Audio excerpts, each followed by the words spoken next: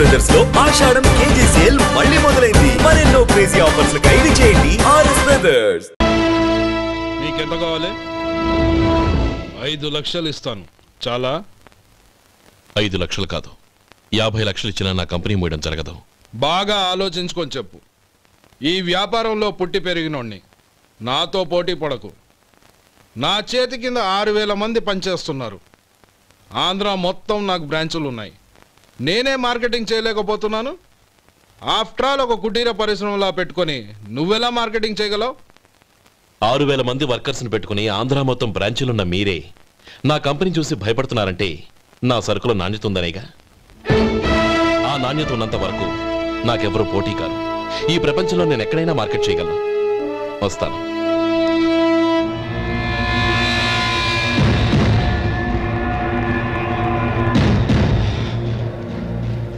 ఇక్కడ ఏం లేదండి. ఇక్కడ ఏం లేదండి. ఇప్పుడు ఊపిరి పీల్చి బిగ్బట్టు. నెమ్మదిగా వద్దు. ఓకే, లే. నెమ్మదిగా ఇలా వచ్చి కూర్చో. ఏం లేదు, మామూలు కడుపు నొప్పే. ఈ టాబ్లెట్స్ 3 రోజులు వాడు. ఎలా వాడాలో ఇందులో రాశాను. Token number 29. టౌన్ డాక్టర్ భయపెట్టేశాడు, ఆపరేషన్ అది ఇదని. కానీ ఈ డాక్టర్ బాబు ఏమీ లేదని చెప్పాడు. ఈ బాబు 10 కాలాల పాటు చల్లగా ఉండాల.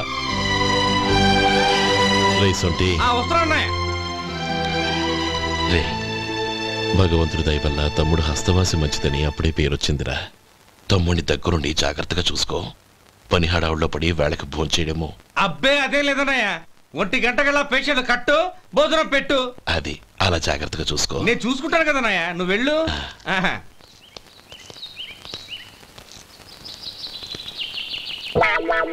అయ్యో, ఏంటయ్యా ఉంటున్నాడా ఈ దెబ్బలు? ఏదైనా యాక్సిడెంటా? అదేం కాదండి. మరి గోరు కొరికినందుకు ఎలక్ట్రిక్ స్తంభానికి కట్టేసి ఇలా రక్తం వచ్చేలా కొట్టారండి. ఊరు కొరికినందుకు ఎలక్ట్రిక్ స్తంభానికి కట్టేసి ఇంతలా కొడతారా? వాళ్ళు అసలు మనుషులా, రాక్షసులా? చాలా థ్యాంక్స్ అండి.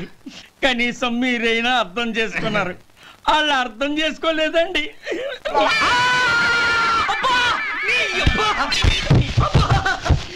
గోరు కొరకడం అంటే ఇదా? నిన్ను కొట్టడం కాదురా, నిలువురా నరికేయాలి. అబ్బా సెప్టిక్ అవుతుందో ఏమిటో. మన 2 ఊర్ల పొలిమేరలో ఉన్న ఈ మల్లికార్జున స్వామి వారి దేవాలయం జీర్ణదశలో ఉందన్న విషయం మీ అందరికీ తెలుసు. ఇన్నాళ్ళు మీ ఊరు వాళ్ళు పట్టించుకుంటారని మా ఊరి వాళ్ళు, మా ఊరి వాళ్ళు పట్టించుకుంటారని మీ ఊరి వాళ్ళు దీన్ని ఇలా వదిలేశారు.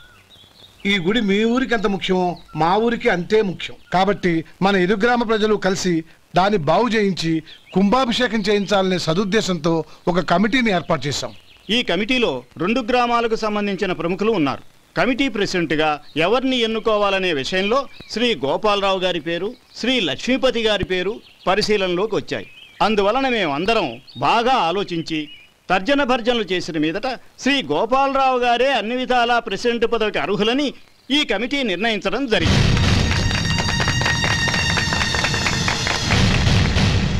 అంచేత ఈ ఉభయ గ్రామ ప్రజలు శ్రీ గోపాలరావు గారికి ఉదారంగా విరాళాలు అందజేసి ఈ శుభకార్యాన్ని జయప్రదం చేయవలసిందిగా కోరుతున్నాం. ఏంటి ఇంకా రాలేదా? ఏంటయ్యా, టైం 10 అవుతోంది. బోర్డు మీద 10 గంటలను రాసింది. మీ డాక్టర్ ఇంకా రాలేదు. అసలు మీ డాక్టర్ కి టైం సెన్స్, పంక్చువాలిటీ ఏమైనా ఉన్నాయా? ఇంతకీ మీరెవరండి? నేను డాక్టర్ అమ్మని.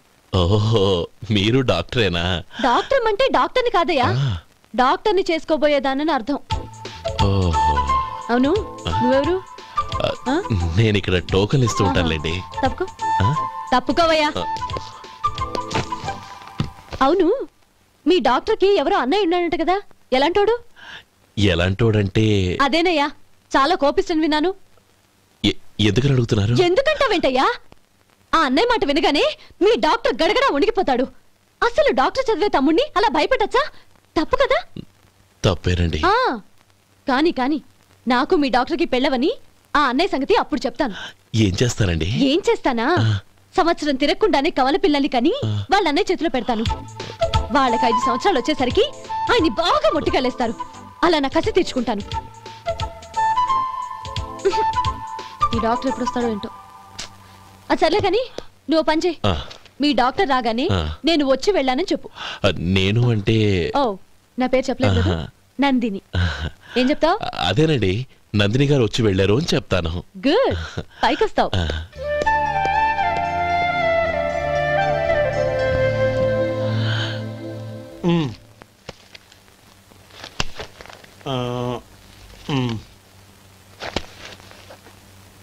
దీంతో మొత్తం 4,98,200 అయ్యాయి. పోతే నువ్వు ఇచ్చినంత ఇవ్వలేకపోయినా ఈ దైవకార్యానికి నా వంతు చందా 1800. దీంతో మొత్తం 5 లక్షలు పూర్తయ్యాయి. సరేరా, నేను ఈ డబ్బు తీసుకుని పట్నం వెళ్ళి బ్యాంక్ లో వేసొస్తాను. అలాగే, నేను నీతో వద్దాం అనుకున్నాను రా, అనుకోకుండా సాయంత్రం ఇన్స్పెక్షన్ వచ్చింది. పర్వాలేదులే, వెళ్ళొస్తాను.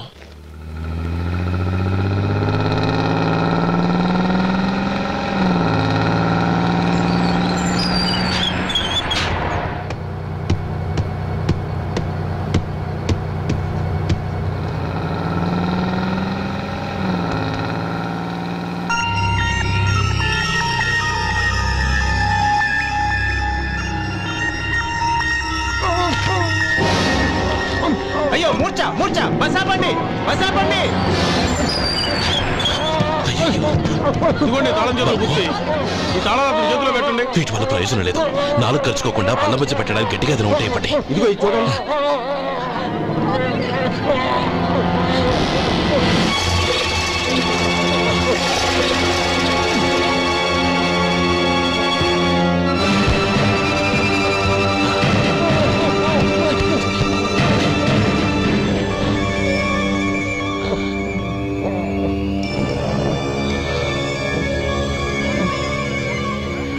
మీరు వెళ్ళి మీ సీట్లో కూర్చోండి, కొంచెం గాలాన్ని పట్టి.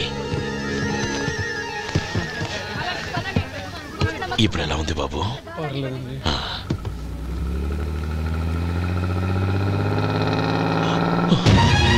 నా బ్యాగ్, నా బ్యాగ్ ఎవరైనా చూసారా?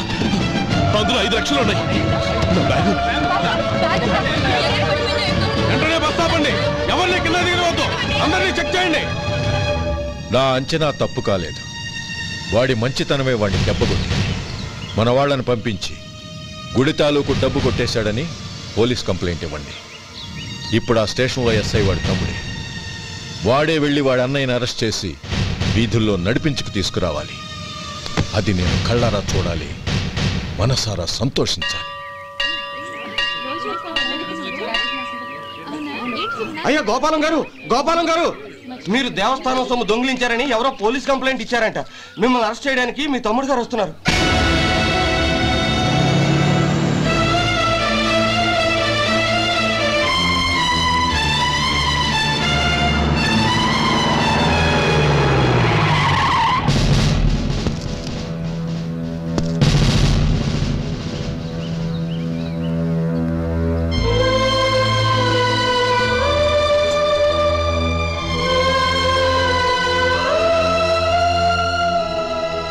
చూడు గోపి, ఎప్పుడు నువ్వు ఉద్యోగంలో చేరావో అప్పుడే తనా పరానే తేడా మర్చిపోవాలి. నేరం చేసిన వాడు నీ తమ్ముడైనా అన్నైనా సరే శిక్షించాల్సిన బాధ్యత నీది. అదే నువ్వు నీ ఉద్యోగానికి ఇచ్చే గౌరవం.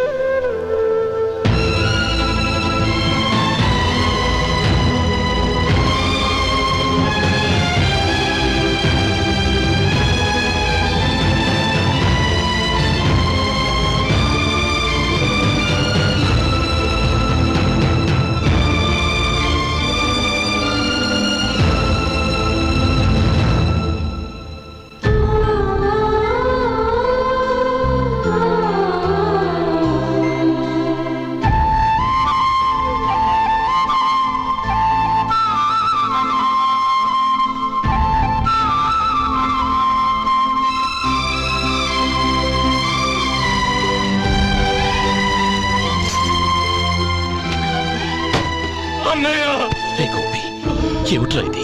నన్ను క్షమించన్నయ్య, నేను కోరి ఉద్యోగుల చేరిన మాట నిజమే, కానీ ఇలాంటి పరిస్థితి ఎదురవుతుంది అనుకోలేదు. నా ఒంట్లో ప్రతి రక్త పట్టు నీ భిక్షనన్నయ్య. నిన్ను అవమానపరిచి ఉద్యోగం నిలబెట్టుకునే బదులు నా ప్రాణాలను వదులుకుంటారు, కానీ ఈ పని మాత్రం నేను చేయలేనన్నయ్య.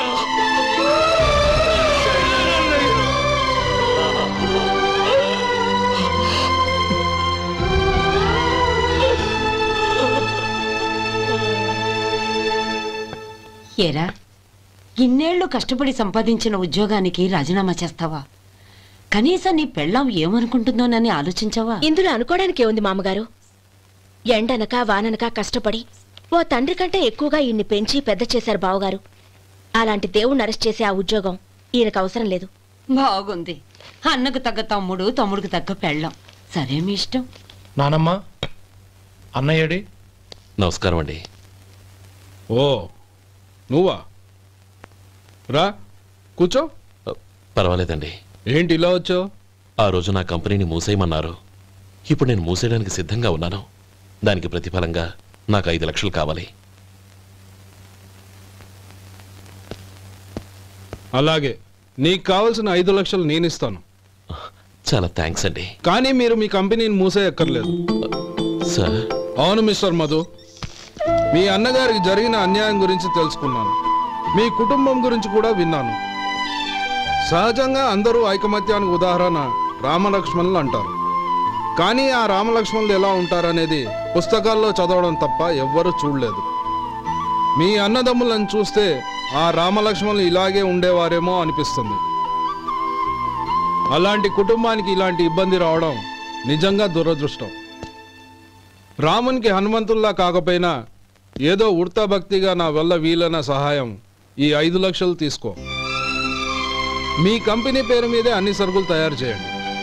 నేను వాటిని ప్రపంచమంతా మార్కెటింగ్ చేస్తాను.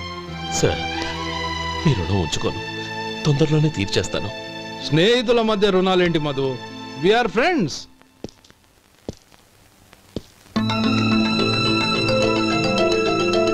ఏంటే అక్కడ ఆగిపోయావు? రా. నువ్వు మీ అన్నయ్యని అరెస్ట్ చేయడానికి అట్టెళ్ళావు, ఆయన లొంగిపోవడానికి ఇటు వచ్చారు. అవును, యూనిఫామ్ చేత్తో పట్టుకొచ్చావేంటి? సార్, నేను రే, ఈ మాత్రం దానికే బెదిరిపోయి ఉద్యోగం వదులుకుంటావా? నువ్వు ఇలాంటివి ఎన్నో సమర్థవంతంగా ఎదుర్కోవాలి. నిన్ను నేను ఎస్పీగా చూడాలి. అది కాదన్నయ్య. ఇంకేం మాట్లాడకు. ఇన్స్పెక్టర్ గారు, నన్ను లాకప్లో పెట్టండి. ఆగండి సార్, ఆ డబ్బు ఎక్కడికి పోలేదు. నేనే తీసి జాగ్రత్త చేశాను. ఈ విషయం అన్నయ్యకి తెలియక బ్యాగులో డబ్బు కనబడకపోవడంతో అది పోయిందనుకున్నాడు. నేను పట్నం నుంచి వచ్చేసరికి జరిగిన గొడవంతా తెలిసిందే. రే మధు, జరిగిన దానికి నన్ను క్షమించనయ్యా. ఇంటికి వెళ్ళాక అన్ని వివరంగా చెప్తాను. సార్, ఇదిగోండి 5 లక్షలు.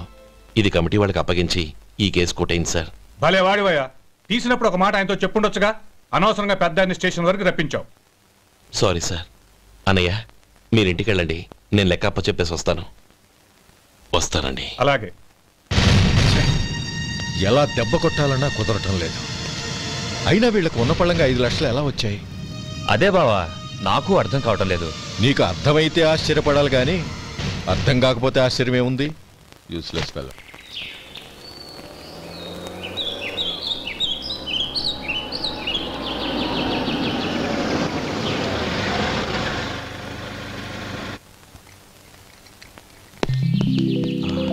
నువ్వు ఇక్కడే ఉండు. అన్నయ్య మూడు ఎలా ఉందో చూసి నేను లోపల తీసుకెళ్తాను. ఓకే? అలాగే.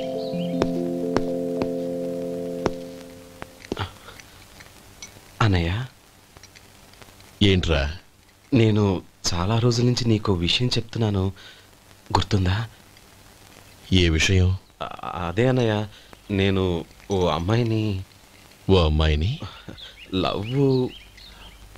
ఓహో, లవ్ చేస్తున్నావా? ఆ విషయం నువ్వు నాకెప్పుడు చెప్పావురా? ఊళ్ళో అందరూ అనుకుంటుంటే నేను విన్నాను. సారీ అన్నయ్య, నీకు చాన్నాళ్ళుగా చెప్పాలనుకుంటున్నాను కదా, అందువల్ల చెప్పేశానేమో అనుకున్నాను. ఓహో, ఆ అమ్మాయి వచ్చిందన్నయ్య, బయట నిలబడి ఉంది. బయట నిలబెట్టడం ఏమిట్రా? లోపలికి తీసుకురా. అలాగే అన్నయ్య. ఏయ్, అన్నయ్య మంచి మూడ్లో ఉన్నాడు, రా. కమ్.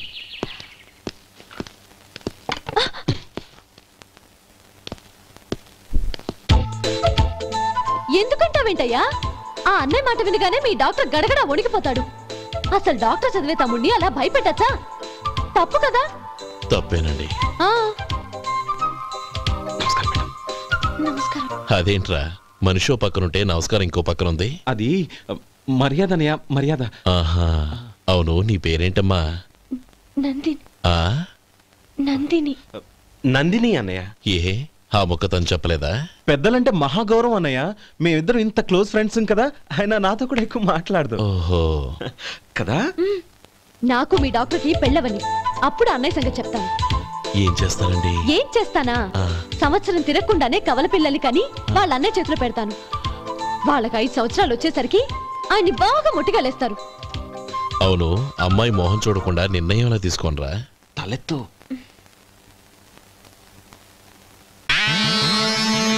ఏం చెప్తా?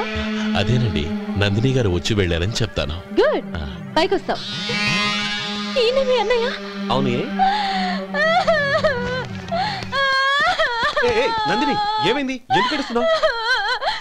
ఈయన మీ అన్నయ్యని తెలియక తెలియక హాస్పిటల్ దగ్గర మర్యాద లేకుండా దురుసుగా మాట్లాడాను. ఆయన పెళ్లి ఒప్పుకోరు. ఊరుకో, అలాంటి చిన్న చిన్న విషయాల్ని మా అన్నయ్య పట్టించుకోడు. అయినా నేను కన్విన్స్ చేస్తాను కదా. ఆయనకంత అవమానం జరిగాక ఎందుకు కన్విన్స్ అవుతారు? చూడు, నువ్వు వేరే పెళ్లి చేసుకొని నీకు పుట్టబోయే బిడ్డకు నా పేరు పెట్టుకో. ఏంటా మాటలు? నేనే నుయ్యగుయ్య చూసుకుంటాను. అదిగో ఆ చూపు చూడు, ఆ చూపు ఒకలా ఉంది. నందిని, నా మాట విను ప్లీజ్. నందిని, రే శేఖర్, ఆ అమ్మాయి చెప్పింది నిజమే. తనని ఎప్పుడైతే హాస్పిటల్ దగ్గర చూశానో అప్పుడే నేను నిర్ణయానికి వచ్చేసాను. విన్నావా? నేను చెప్పానుగా, ఆయన ఆల్రెడీ ఓ నిర్ణయానికి వచ్చేసారట. ఇక నేను వెళ్తాను. అలాగే వెళ్ళు. వెళ్ళి ఈసారి వచ్చేటప్పుడు మీ అమ్మా నాన్నల్ని తీసుకురా. ముహూర్తాలు ఎప్పుడు పెట్టుకోవాలో నిర్ణయించుకుంటాం. అర్థం కాలేదా? నువ్వే మా వాడికి సరైన జోడి. అదే నేను తీసుకున్న నిర్ణయం. థాంక్యూ బావగారు, నన్ను ఆశీర్వదించండి. లేమా, శీఘ్రమేవ కళ్యాణ ప్రాప్తిరస్తు.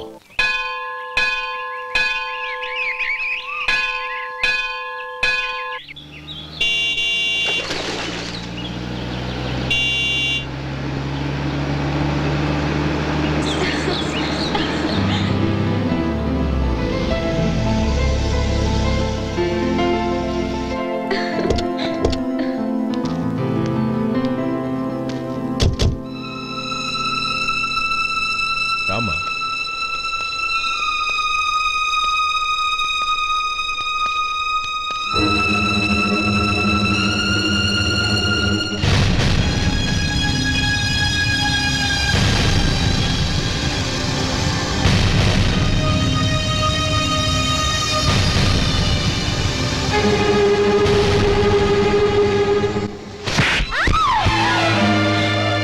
నా పరువు తీసావు కదే. ఒక బెచ్చగాడిని నువ్వు కోరుకున్న వాడికి ఇచ్చి చేసేవాడిని. కానీ నువ్వు ఎవరిని ప్రేమించావో తెలుసా? ఎవడి నీడ సోకితే పంచమహాపాతకాలు అంటుకుంటాయనుకుంటున్నానో వాడి తమ్ముణ్ణి. ఆ రోజు ఆ గోపాలం గాడు నిశ్చితార్థం వరకు వచ్చి నా చెల్లెల్ని చేసుకొని వెళ్ళిపోయాడు. ఆ ఆవేశంలో తొందరపడి ఓ పొరుగురు వాడికి నా చెల్లెల్నిచ్చి పెళ్లి చేశాను. ఆ తర్వాత తెలిసింది వాడికి అంతకు ముందే పెళ్లి అయిపోయిందని. వాడు పెళ్ళైన వాడైనా పర్వాలేదు, పరమ దుర్మార్గుడు.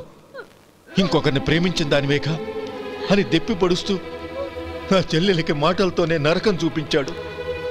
అటు ప్రేమించిన వాడు దగా చేశాడు, ఇటు చేసుకున్నవాడు కిరాతకుడు. ఇలా చిత్రవధ అనుభవించి నా చెల్లెలు ఒకరోజు స్టవ్ పేలిపోయి చనిపోయింది. దీనికంతటికీ కారణం ఎవరు? వాడు అన్న. అటువంటి వాడింటికి కోడలుగా వెళ్తావా? ఒక్క మాట చెప్తున్నాను విను. నువ్వు జీవితాంతం పెళ్లి చేసుకోకుండా ఇంట్లో పడినా పర్వాలేదు, కానీ వాడి తమ్ముడితో మాత్రం నీ పెళ్లి జరగదు. రేయ్, పురోహితుని రమ్మని చెప్పు. వచ్చే ముహూర్తంలోనే నీకు నందినికి పెళ్లి.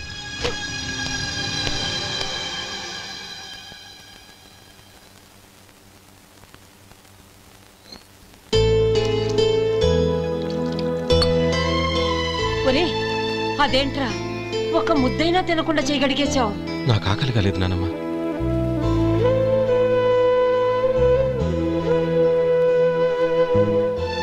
ఆ అమ్మాయి చాలా మంచిది, చదువుకున్న పిల్ల, మనందరికీ బాగా నచ్చింది. కానీ ఆ లక్ష్మీపతి గారి గురించి ఆలోచిస్తేనే నాకు భయం వేస్తోంది. వాడు మన కుటుంబం ఎప్పుడెప్పుడు విడిపోతుందా అని ఎదురు చూస్తున్నాడు. అన్నయ్య, ఆ అమ్మాయే కాదు, ఈ ప్రపంచంలో మన కుటుంబం కంటే నాకేది ఎక్కువ కాదు. ఆ పెళ్లి గురించి నేను మర్చిపోయాను, మీరు మర్చిపోండి.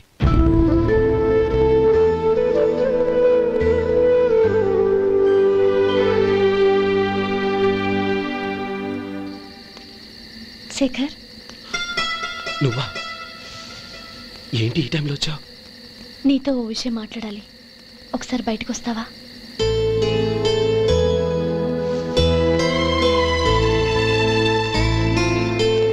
ఏంటి సూట్ కేసుతో వచ్చావు? శేఖర్, మా నాన్న నాకు వేరే పెళ్లి చేయాలని చూస్తున్నాడు. అందుకే నేను నిర్ణయానికి వచ్చాను. మన ఇద్దరం ఎక్కడికైనా పారిపోదాం. చూడు నందిని, ఈ టైంలో నిన్ను నన్ను మా అన్నయ్య చూసాడంటే బాగోదు. నువ్వు వెళ్ళిపో. అన్నయ్య అన్నయ్య అన్నయ్య, ఎప్పుడు మీ అన్నయ్య మాటేనా? నీకు నేను ముఖ్యమా, మీ అన్నయ్య ముఖ్యమా? నాకు మా అన్నయ్య ముఖ్యం. శేఖర్, నీ గుండెల మీద చేయి వేసుకొని చెప్పు, నన్ను మర్చిపోయి సుఖంగా ఉండగలవా? అది నాకు తెలియదు, కానీ మా అన్నయ్యకు తలవంపులు తెచ్చి ఖచ్చితంగా నేను మనశ్శాంతితో ఉండలేను. నా పరిస్థితి అర్థం చేసుకో. దయచేసి మీ నాన్న చూసిన సంబంధం చేసుకుని సుఖంగా ఉంటుంది. చాలా టైం అయింది, ఇంకా బయలుదేరు. నన్ను క్షమించు.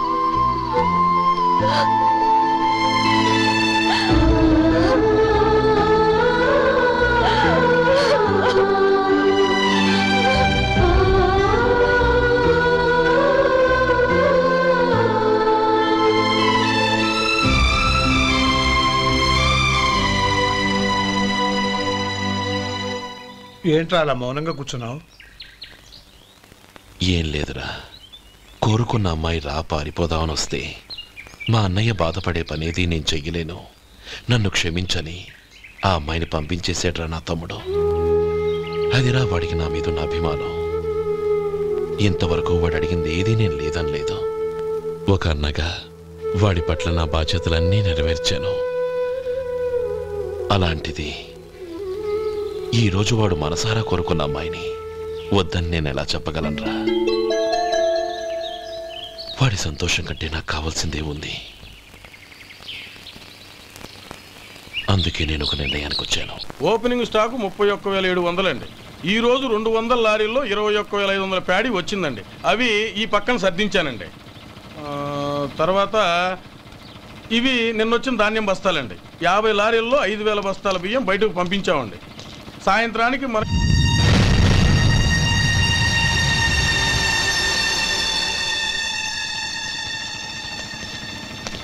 వీడెందుకు వచ్చాడు ఇక్కడికి? నమస్కారం. ఎందుకు వచ్చాడో అడుగు. నీ సహాయం అర్థించొచ్చాను.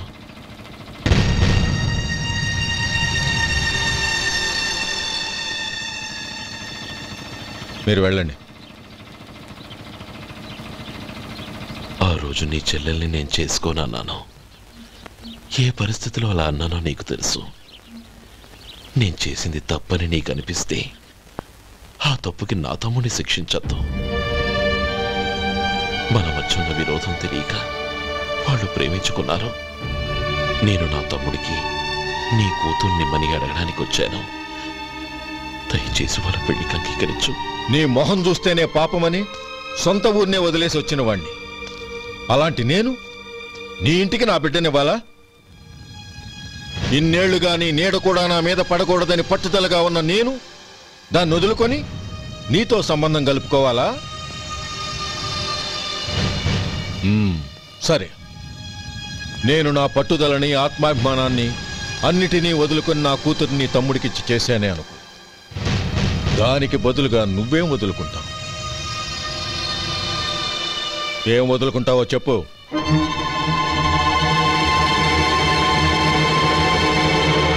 నీ ప్రాణాలు వదులుకుంటావా? అలాగే. నీ ప్రాణం వదిలితే నాకేంట్రా లాభం? నువ్వు దేని మీదైతే ప్రాణాలు పెట్టుకున్నావో దాన్ని వదిలే. నీ తమ్ముళ్ళ మీదగా నువ్వు ప్రాణాలు పెట్టుకున్నావు, ఆ తమ్ముళ్లను వదిలే. అన్న అనే బంధానికి నువ్వు నీళ్లు వదిలేయాలి. ఎప్పుడు నీ తమ్ముడు నా కూతురి మెళ్ళలో తాళి కడతాడో అప్పుడే నీకు నీ తమ్ముళ్లకు ఉన్న అనుబంధం తెగిపోవాలి. నీ తమ్ముడు నా కూతురి మెళ్ళలో తాళి కట్టడానికి ముందే నువ్వు శాశ్వతంగా ఈ ఊరొదిలి వెళ్ళిపోవాలి.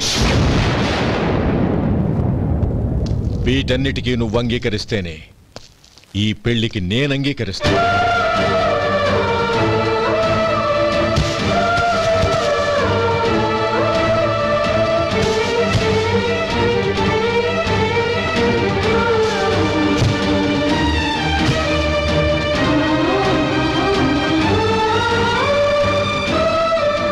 ఏమంటావు?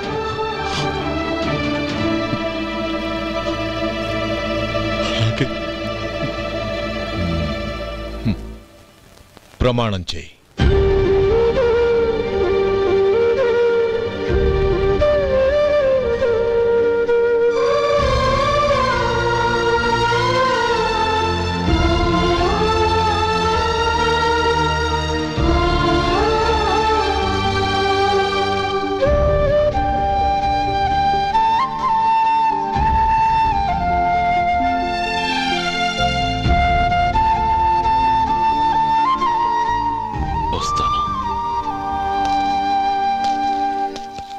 అంకుల్, నందిని నాకిచ్చి పెళ్లి చేస్తానని చెప్పి ఇప్పుడు వాడి తమ్ముడికిచ్చి చేస్తానని మాటిచ్చారేంటి? రే, నువ్వు నోరు మూసుకోరా.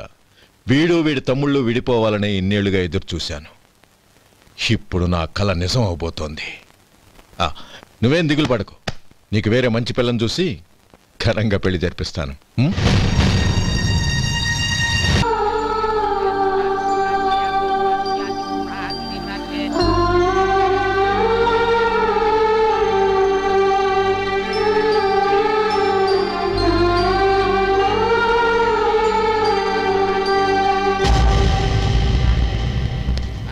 రే గోపాలం, రే రే, మమ్మల్ని అందరినీ వదిలేసి వెళ్ళిపోతున్నావురా? చంద్రం, నా తమ్ముళ్ళని ఎలా పెంచాలనుకున్నాను అలాగే పెంచాను, పెద్ద చేశాను. వాళ్ళందరూ సుఖంగా ఉన్నారు. అంతకంటే నాకు కావాల్సిందే వద్దురా. అయినా నేనెక్కడికి వెళ్తాను రా? వాళ్ళ ఆనందంలో ఐకమత్యంలో నేను ఎప్పుడు ఉంటాను. ఎడకు, ఎవరైనా చూస్తే బాగోదు.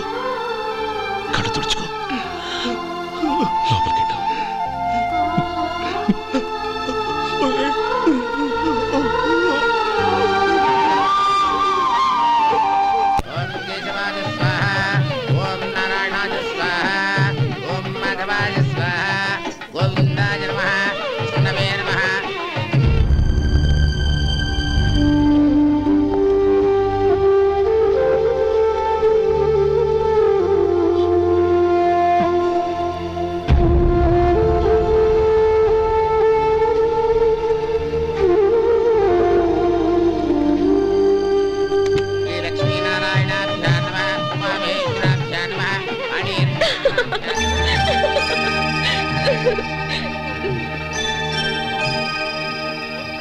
మావయ్య, అన్నయ్య ఎక్కడ? పని మీద బయటికి వెళ్ళాడు, వచ్చేస్తాడు. ఓహో, అలాగా. నమస్కారం, రండి రండి.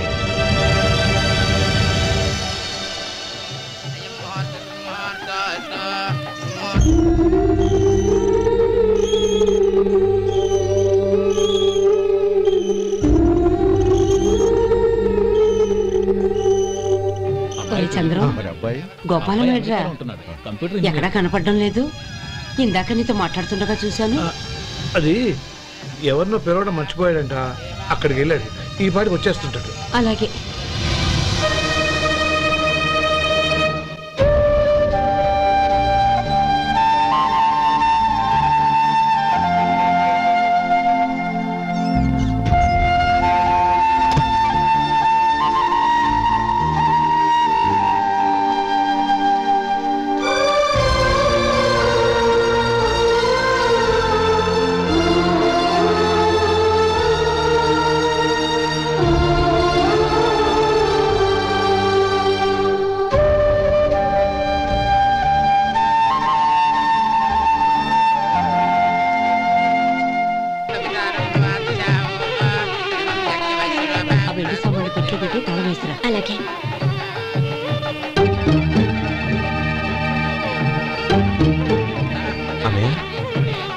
పెద్దనే ఏడి చిన్న పని మీద బయటికి వెళ్ళాడంట, ఇప్పుడు వచ్చేస్తాడు.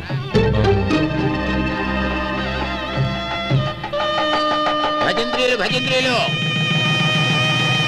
బాబు తాడిబొట్టు అందుకోండి. ఆపండి.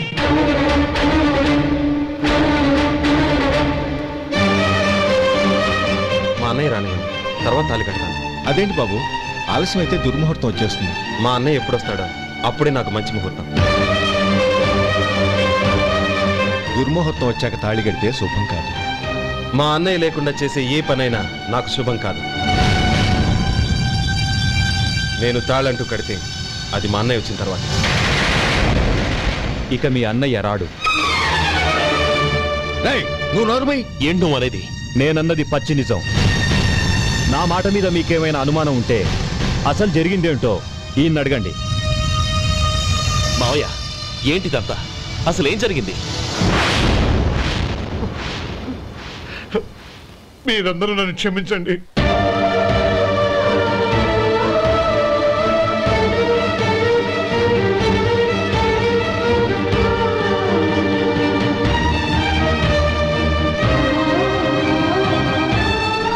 ఇది బాబు జరిగింది.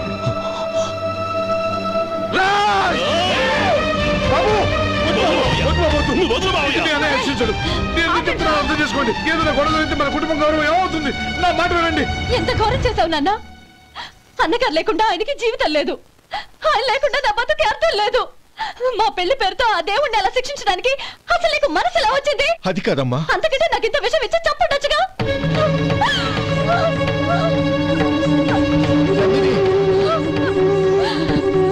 నందిని, నందిని, నందిని, అమ్మా నందిని,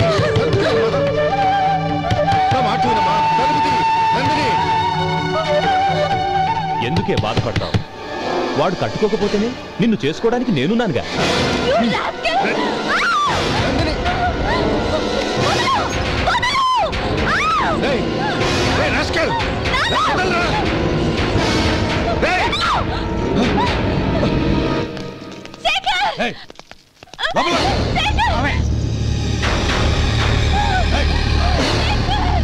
బాబు, బాబు, నా మేనల్ని నా బిడ్డని ఎత్తుకుపోతున్నాడు.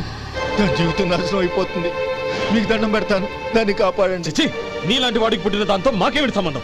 ఎవరిని కాపాడాల్సిన అవసరం మాకు లేదు. ఒరేయ్ శేఖర్, తప్పురా. ఎప్పుడైతే అమ్మాయి నీతో పెళ్లి పీటల మీద కూర్చుందో అప్పుడే మన ఇంటి గొడవలేనట్టు లెక్క. అవునండి, ఒక ఆడపిల్లని కాపాడలేకపోయామని బావగారికి తెలిస్తే మనల్ని క్షమించరు. నానమ్మా, వీళ్ళని తీసుకుని ఇంటికి వెళ్ళు. శేఖర్, గోపి, మీరెళ్ళి అన్నయ్య వెతకండి. నందిని విషయం నేను చూసుకుంటాను. వాడు ఎక్కడికి తీసుకెళ్ళి ఉంటాడు?